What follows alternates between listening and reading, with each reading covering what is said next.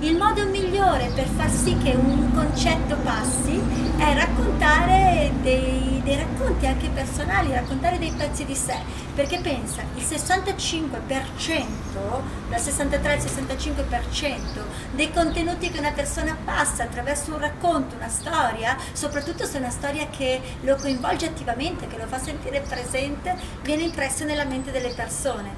E solo il 5% delle cose tecniche che vengono passate rimangono nella testa. Quindi quando vuoi essere impattante nella comunicazione, quando vuoi essere incisivo, è una cosa che istintivamente ho sempre fatto, racconta delle parti di te, racconta, ti dico questa cosa perché a me è successo così, così, così.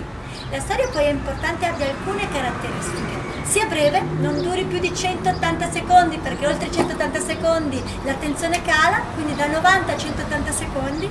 Un secondo requisito della storia è che sia accattivante, sia reale. Terzo quesito, che ci sia un fattore di rottura schema, un fattore sorpresa, un fattore che comunque crei curiosità. Quarto requisito è che abbia una morale, che insegni qualcosa, che faccia passare un messaggio. Quando è che puoi usare una storia che ti coinvolge per far passare un concetto? Com'è che nella comunicazione puoi usare il racconto di te?